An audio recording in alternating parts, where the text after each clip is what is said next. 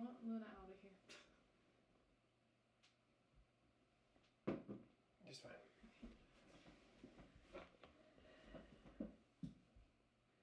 And test. I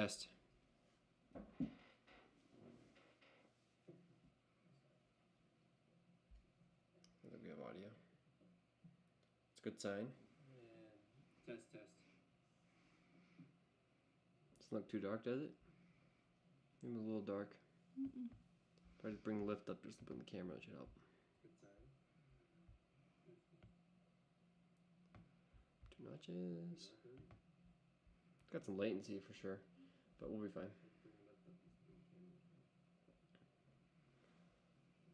And go in here, change the brightness.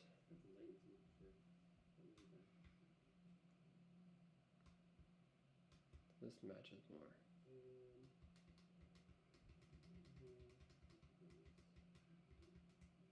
A little more contrast too.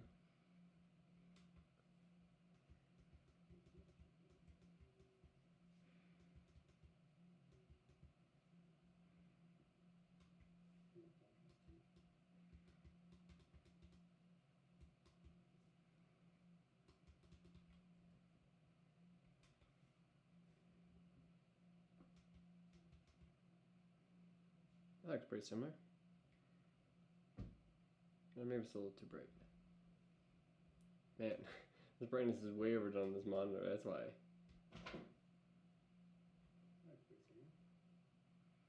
The saturation might be too much.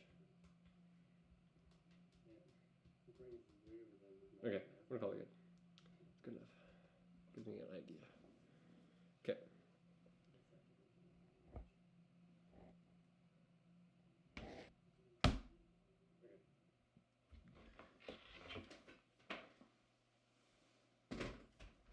Oh, let's go this way a little bit again.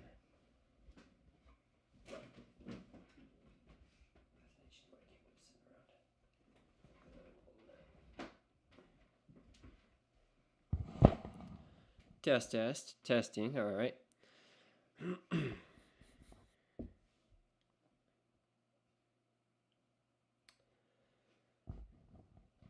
Ready? Mm-hmm.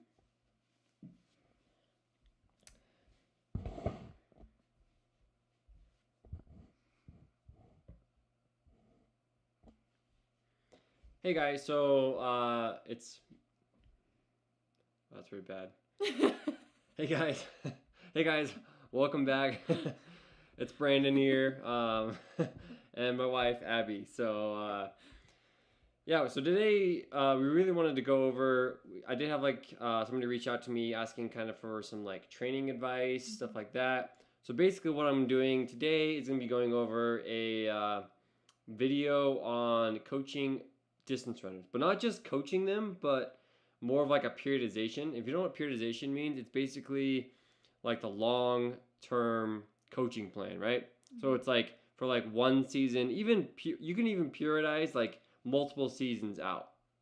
But basically, we're going to be going over the most basic form of periodization, so more of like a season of periodization. So like for like track, for example, that's actually what we're going to be kind of focusing on and using as an example. It's going to be periodization for a track season for a distance runner. High school. High school. So kind of distance, mid-distance. And it's not going to be like a plan that you can take and just implement. There is actually no plan like that. If you want to coach your athletes the best you can, honestly, you need to make a custom plan to your environment, the athletes, and all the other factors that can be taken into consideration, like the races you have. There's so many factors that go into coaching. So really just making sure that you're taking all the factors in consideration is going to be really important. So kind of diving right in, let's go over like what most coaches do and then what I kind of believe and what I kind of do myself. I think you have somewhat of a similar approach, but correct me if I'm wrong. Correct me if you're this other way. So most coaches are going to be like a base phase. So what that base phase entails is a lot of mileage with like hardly any workouts at all. And actually, some coaches will do no workouts during the base phase and just get tons and tons of miles. Or maybe not even tons of miles. Maybe if they're a low mileage coach, they're not getting a whole lot of miles. But the main thing is it's mainly miles And it's kind of like building up miles is basically the focus of the base phase. Typically, if you have a high school program that is a little bit more, I wouldn't say experienced, but like involved would be a good word for it. If you have a high school program that's a little more involved, they're going to be doing this during their off-season training. Like you guys have off-season training at Brighton, so you can switch more this way too if you want. But yeah, your off-season training at Brighton essentially would be like your base phase, right? So same thing at Conifer. We do have. I don't actually coach the distance runners at Conifer. I just help with the distance runners at Conifer. Essentially, so I kind of like look at their plans every once in a while, and then I'll just like offer advice as it's needed, stuff like that. So my main advice like the athletes and stuff. So my main focus at Conifer is actually right now sprints, hurdles, and a little bit of jumps. I'm not the best at long triple, but I focus a lot on high jump, hurdles, and sprints right now.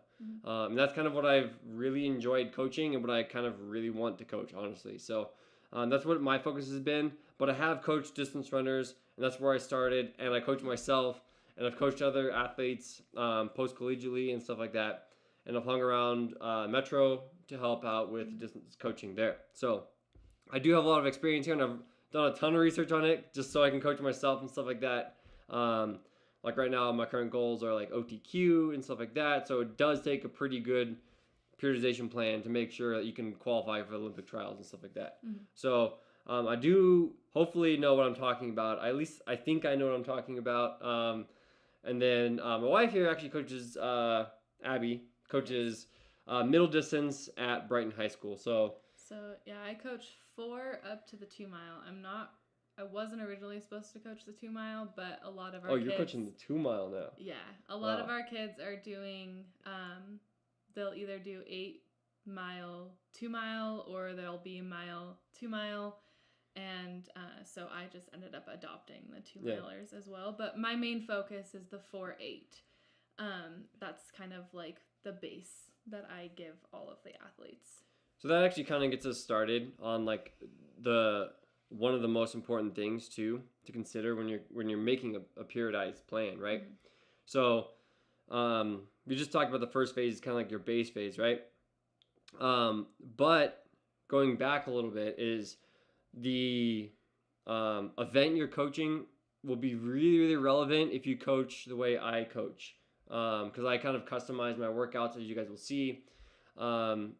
Maybe not see, but as you hear. I should have I'm going to do another video on this. We're going to go a little bit more in depth. This is going to be a really broad overview. We're going to try to make it somewhat quick. We're already kind of dragging on. So, but basically, the event you're going to coach will matter. We'll go into that in just a sec here. So you have like your base tip. We're going back to your typical, what most schools do, right? So you have your base phase. And then you go into a phase where you add in workouts. And this is where it can really differ depending on the school. There are a lot of schools that will just go straight into speed work and they'll go like mileage, 200s, like very fast 200s. I'm like, okay, where's the rest of it? Yeah. So there's a lot more to it than just like mileage. Like it's not just aerobic and anaerobic. So aerobic being with oxygen, anaerobic workouts being without oxygen. It's not just that. There are workouts and different categories within aerobic, anaerobic type of workouts. We're not going to dive into that. That's more for the advanced video. But know that there is more to like mileage and speed. There's not just those two. Essentially, that's like simplified aerobic, anaerobic. Yeah. There's a lot more to it. So we'll kind of dive into what that looks like a little bit further. But yeah, then you go into that. Sometimes people will do like what they call aerobic, a little bit more of like an aerobic workout phase after their base phase, or maybe they go right into anaerobic. But then you'll have your anaerobic phase after that, and then you'll have like your competition, like target competition kind of phase where maybe you're doing more tune-up stuff. Taper, yeah. And like a taper at the end of the competition phase, typically. Yeah. So you kind of have your base phase. I don't know. I forgot what actually most coaches call the middle phase. Do you remember? I was literally just looking at this. I don't remember. I call it phase 1, phase 2. Oh, pre-competition is what they call it in a lot of books. Pre-competition. So a lot of Okay, 'cause books, yeah. I just know what I'm doing with the phases Yeah. and all that. But it's called pre-competition. So you have base phase. I think it goes straight into pre-competition from there, Yeah. and then it goes in competition for most schools. Will kind of follow that Yeah. program. And the competition, yeah, and like so. It's like, and they just forget about the phase before that. Essentially, what happens. Yeah. And I kind of take a little bit different approach, a little bit different philosophy on all this. I like to make sure that we're kind of touching on everything, and so if we draw that, we're drawing like a pyramid, right? So you have your base phase on the bottom. Mhm. We have our pre-competition phase would be the next step up. Competition phase would be that final step, and maybe like if you want to put a taper phase, would be even above that. Yeah. So you have like a little pyramid, right? I take a more of like what I call a funnel approach. It's actually been referred to, I think, in books as a funnel approach even. I do this even with sprinters, honestly. So basically, what I start at is I'll still probably start with like a base. If you guys hear like clinking and stuff, it's probably our animals. We had a cat and 2 dogs, so bear with us. But basically, what I start with is I'll still start with like a little bit of a base phase, but it'll be like a little more shortened compared to most.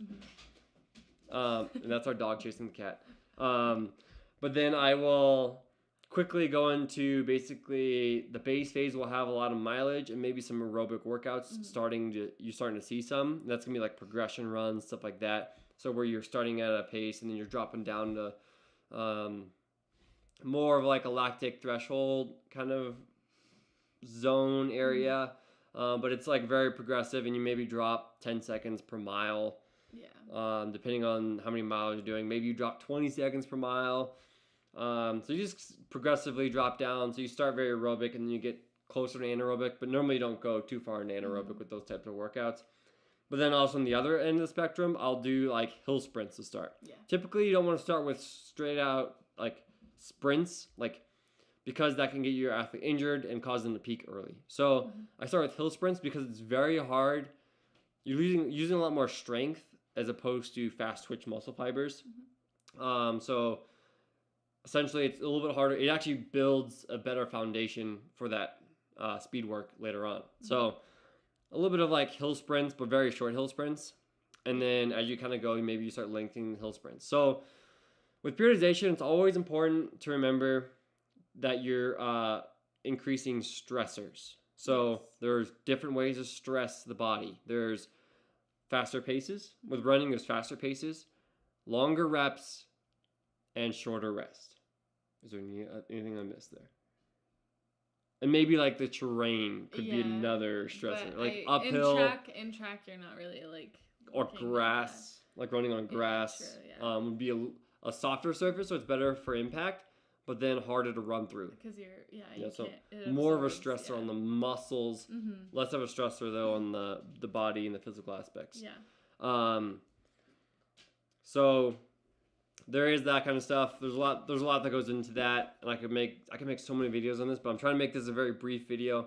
This could be like an hour long. Yes. But if you guys are interested, then you're definitely gonna watch through the whole thing to make sure that you're coaching your kids correctly. It's an hour worth of your time for a season. Like, that's okay. So, but yeah, so what I take is that funnel approach. Let me kind of dive right back into that. So we have our progression runs and then our speed stuff. Raw speed though. Like this is like you're not digging in. You're not getting really lactic acid build up in your legs. It's just like these like actually just strength speed. And then you progress slowly. So we change these stressors. And typically I don't change the rest at all on the speed portion. What I'll end up doing is I'll add a couple more hill repeats. Like week to week, or like even from like beginning, like we did 1 day of hill repeats after like maybe a couple miles. Like I'll like for myself, I'll do like 6 miles and then I'll do sprints on the hill.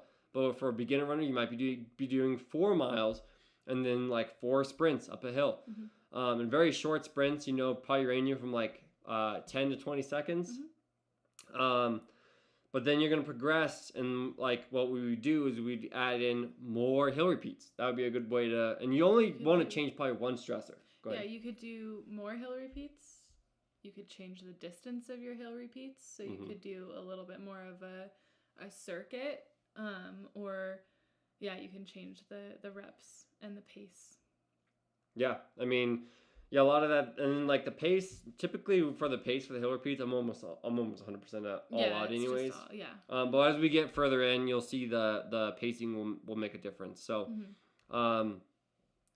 but yeah, the hill, and then you maybe progress to like something like 10 hill repeats that are like 10 to 15 seconds long. Mhm. And then once you get there, maybe you start doing more flat sprints, but at 95%, 90% of max. And then you're going to progress to 95 the next week, 100%, almost like basically all out 60-meter sprints, which shouldn't take a whole lot of a toll on the body, honestly. But you got to be careful of peaking too early with that kind of work. But Yeah. typically, it's not too much of a problem. So just a clarifying question for myself when you're talking about this. Mhm. Are you doing, you talk about like the next week. So are these like bleeding into your next phase then? Like, would you be doing those? We're not in the next phase yet. We're kind of still in a base phase, Okay, essentially. okay. So then, kind of progressing in, and I totally forgot to hit the record button, so this is all live. Oh, cool. Yeah, and I'm not gonna let any of this.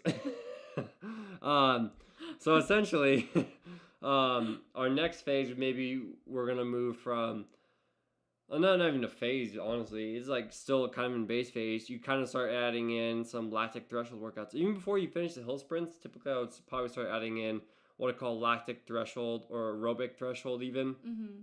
Typically with like a track runner, you kind of almost skip aerobic threshold because that's kind of integrated with the progression runs. Maybe you, Yeah. instead of doing progression run, you do aerobic threshold, which is like marathon pace stuff, Mm-hmm. like what they could run a marathon in if you do like calculators and all that. For high school though, having the progression run.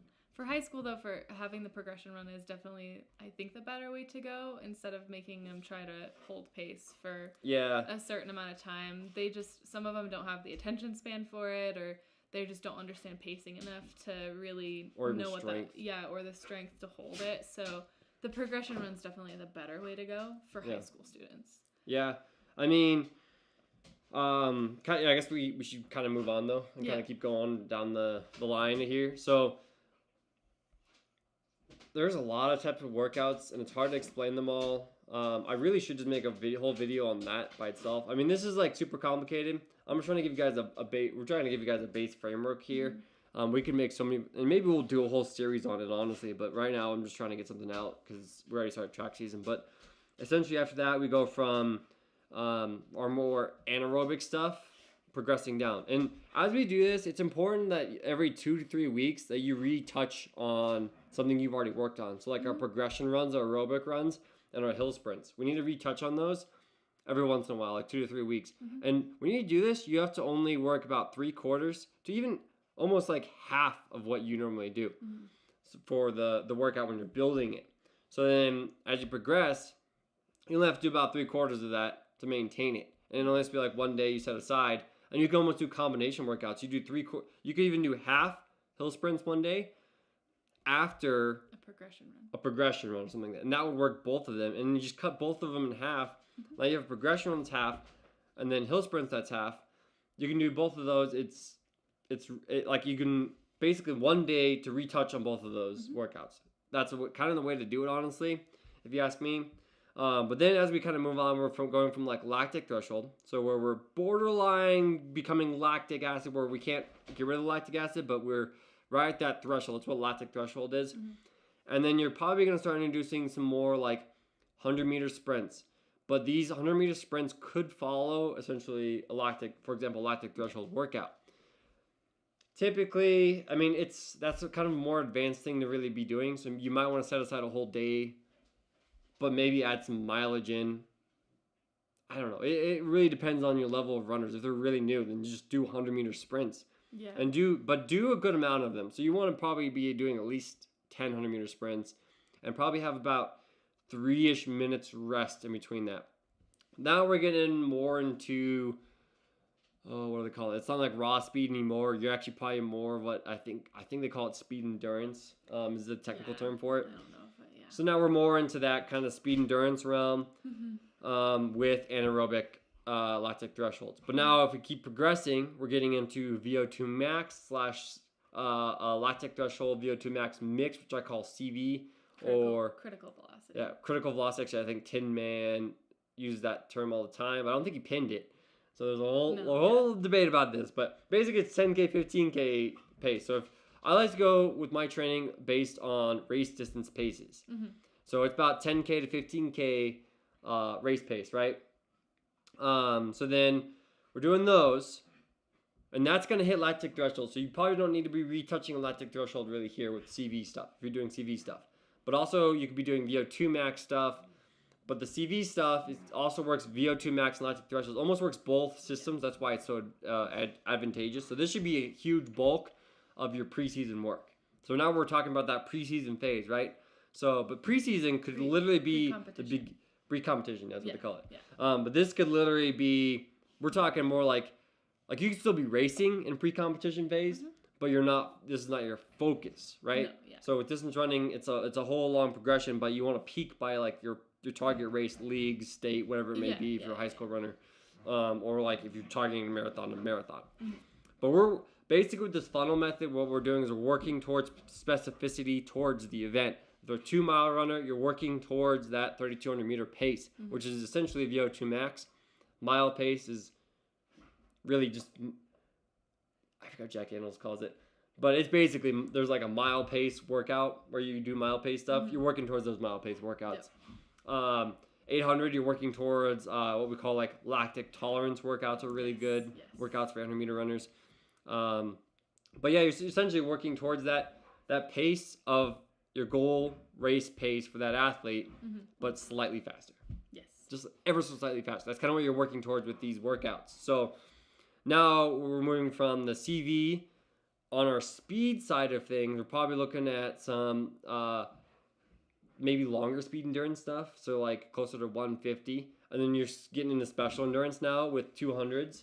And maybe you're starting to do some lactic tolerance here. So basically what a lactic tolerance workout is where you have like let's just use like 200 meters for example. So 200 meters at like 600 race pace to 800 race pace, but then very short rest where you're taking probably for like a newer athlete, only a minute rest would probably be pretty good. But for a more experienced athlete, probably looking at 30 seconds rest because you got to build up lactic acid and you don't want to be clearing out.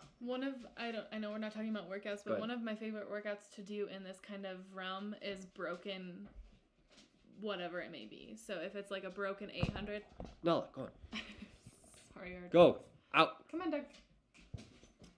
But if you do a broken, for example, if you do a broken 800, you'd have them run a 600 at, I would have them do it slightly faster than race pace. I wouldn't do lactic tolerance with an 800, full 800. You're on an 800 or pace. you could do well, it's a broken 800, so they get a rest in the middle. Yeah.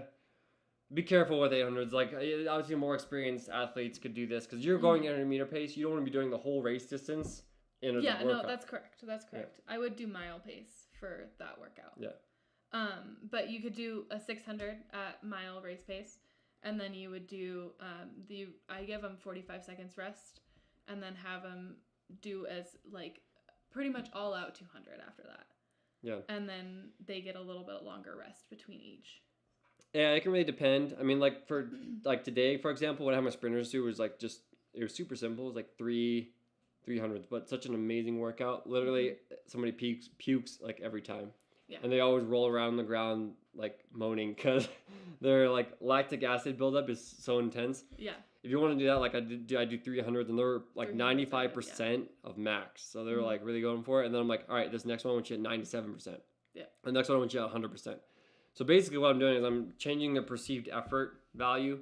So they're increasing their effort, but their times almost stay the same. It's pretty interesting how that all works out there, honestly.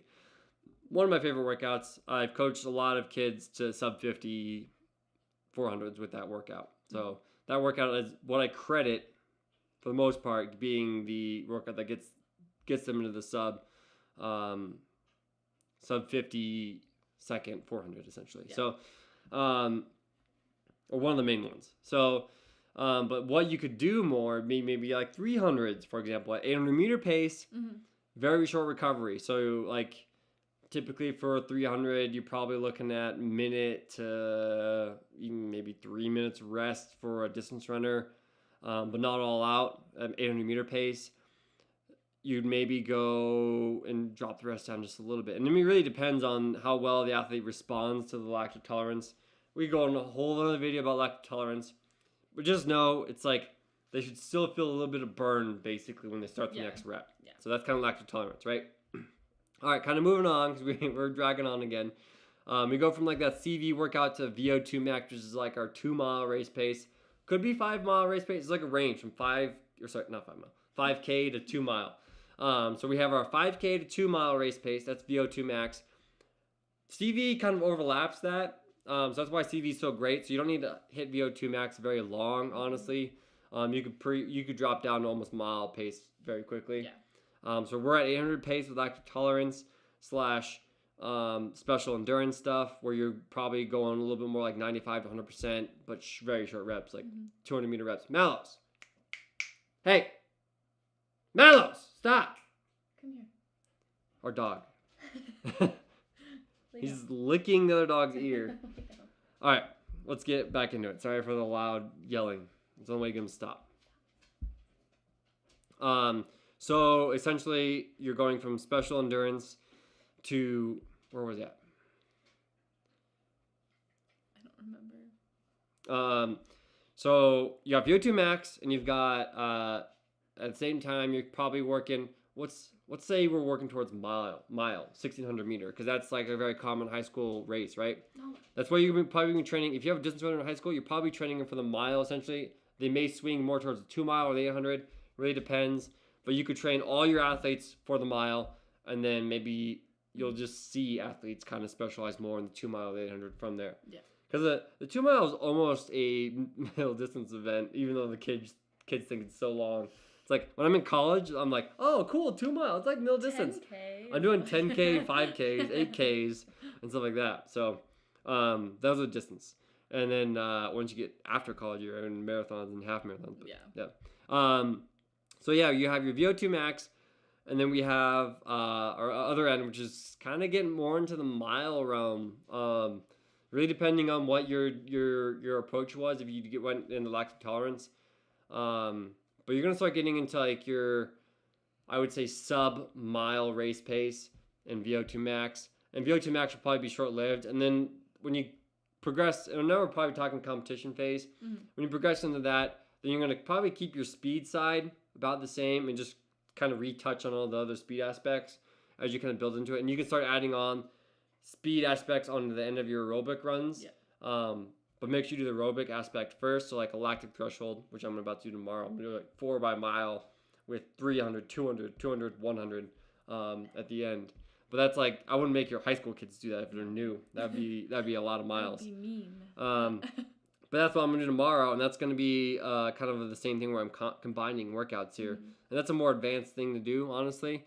But as you're at the end of the season, you could probably start introducing just a little bit of that. So just to put a little bit of speed on it at the end of like a threshold or something like that. And again, we have to touch on those workouts, those categories that we hit. So like the like anaerobic threshold that we talked about. Sorry, lactic threshold that we talked about. You want to do half to 3/4 of that. So you could do half of that and the other half be the speed aspect. I don't know. But you want to be just retouching, and then we want to be hitting VO2 max and then retouching on the speed stuff essentially. Yeah. Our next phase is basically you're going to be retouching on all the stuff that we worked on before for probably one of the workouts during the week. You're going to have probably 2 to 3 workouts during the week now. Yeah. For one of those workouts, you're going to be retouching and everything. The other workout, essentially what I want to do is we're going to be running our goal race pace, but slightly faster. So, or like the race pace you're currently running, but slightly faster. So it'd be more of our goal race pace, and maybe even a little bit faster than your goal race pace for the athletes. Kind of going in, and you're gonna get. So if you're running like mile race pace, typically you're gonna get about just over equal recovery, like compared to time, or double that. Yeah. So you can almost do double. So like you're doing 400 meters, and you're doing those. Let's say you're a 4-minute miler. I don't know. It makes it easy, right? Yeah. 60 seconds, So just faster, you'd be at 59, 58 seconds for a 4-minute miler, right? But then, like, you're going to run that rep. The amount of rest you're going to get is probably going to be anywhere from about 1.5 minutes to 2 minutes rest in between those if you want to work that, like, mile race pace, essentially. And then, as you progress with those workouts, one factor that I really like to change is time for rest. So let's say you're at 1:30, you drop down to 1:15, a minute. Like that's how you become a pretty solid miler, honestly. So you're doing like 400-meter repeats, but you're starting to drop that rest down as they adapt to the stimulus. That's going to be the good way to progress at that point. So once you're in kind of competition season, so maybe you have a couple target races and you keep progressing that as you go throughout the competition phases with all those target races. So then hopefully you just start to see slight drops in time at this point. Yeah. I don't think you're going to see a whole lot of dropping in time. Most of the drops in time, you're probably going to see the beginning, early season, stuff like that. Anything you want to kind of throw in on like middle distance stuff or anything like that? Well, just touching on that workout that you were talking about. Touching on that workout that you were talking about with the 400s, you can do that for an 800 runner with 200s. That was one of my actual favorite workouts that we did in college. Where you just, basically it's like 200 cut downs. So you're trying to progressively get faster while your rest just gets shorter and shorter.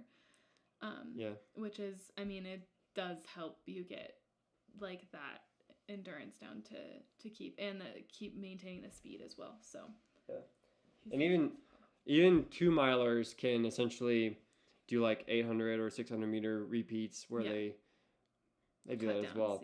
And but if they're a 2 miler, if they're a pure 2 miler, you're probably not gonna be hitting much. Mile pace would be your speed base. Yeah. You would hit mile pace stuff before, like when you're hitting probably like VO2 max stuff, but then the VO2 max stuff you're gonna be going back and touching on the stuff. So you can sway each side of the funnel, but I take like almost like a 2-prong approach on everything. And I kind of work towards the paces of each other. So that's why it's a funnel method, right? So that's kind of what I do with my sprinters. I do with my distance runners. I think it works great for all of them. Because then, here's the reason why I think this method works so well. The reason why is because a lot of the problem with the pyramid model is, like, a lot of coaches don't retouch on things. And even then, I feel like there's a lot of issues that can happen. But you're building that base phase, and then it gets forgotten about in the next phase. Like that, like they don't retouch on it, or they don't retouch on it enough. I'm getting the best of both worlds when I'm taking the speed approach and the distance approach and funneling in. Yeah. So, and then you have to make sure you're still retouching on those. I'm like showing it on the table here, but nobody can see. You have to make sure that you're retouching on those aspects of training. But you only have to do a quarter, even a half of the workouts that you normally would cover that. Yeah. So that's where you see a lot of, like, with the pyramid model, people just keep building. And then they're, at the end of the season, they're just like, speed work. And actually, the most problematic issue, I feel like, with high school athletics, or not athletics, but high school track and field, is that they do just speed work. Almost like, it's like either miles or speed work. I feel like that's the most common problem. I see it in so many programs, and I feel like it's not doing your kids justice. They're like, what you see maybe your distance runners look pretty decent, pretty good at the beginning of the season, and they never really get better. They just stay the same. They fall off. They get worse even. Like, you should see huge improvements from the beginning of the season to the end. Yeah. Like, massive. Maybe like a school that does all speed work, maybe they're beating it at the beginning of the season, but by the end of the season, where it really matters, those schools are going to come out on top. Like, almost guaranteed. I've seen it so many times happen this way. Yeah. And it just drives me crazy to see these schools keep doing it, but, you know, I'm not the coach of all the schools. Yeah. I don't know. And maybe they have methods that maybe some schools are definitely doing way better than I am, but this is kind of what I'm seeing, so. Yeah, definitely. I don't have anything else. I thought you were going to say something. No. So, I hope that helps out. Leave comments below if you have any questions. I know this wasn't very structured. It was just us really talking. It's kind of like a little podcast. Where he talks the whole time, but you know, it's fine. I talk the whole time and yell at Mallows for licking Noah's ear. Mallows, stop. Again. How many times we got to tell you, bud? Are you stressed because this is an unknown room? I don't let the dogs in. Oh my gosh, in this room very often. As you can see, why expensive equipment everywhere in my office, and I have all this like camera gear here. But yeah, I hope that really helped out, guys, and it wasn't super long. We're at 34. Oh, we did pretty good. 34 minutes. Look at that. It's every time I talk to you, we're like, we're rambling on a little too much. The rambler over here. But yeah, I mean, if you guys want Abby to come back, comment below. like the video. If you just want me to take over the channel, I can do that too. Whoa. Not happening. But yeah, that's a general overview. But Hey. if you guys have any questions, leave those in the comments below. If you guys want me to make videos or anything, let me know in the comments below too, because we can make more specific videos on things that we maybe didn't make very clear. Again, this is why coaching distance running is not easy. No. It's because there's so much to talk about. So much factor. Hey, go on. Stop playing with the cat. There's so much to talk about. Sorry. As you can see, we deal with this all the time. Ridiculousness. But there's so much to talk about in one video, so let us know. I'll try to close the door next time. We're not letting the animals back in because they just drive us crazy. And the cat's playing with the cords, so we better go pretty soon here. But yeah, thanks for tuning in, guys. I hope this was helpful. I know this is like there's a lot of rambling, there's a lot of distractions, but I hope you got something out of it. Later. Bye.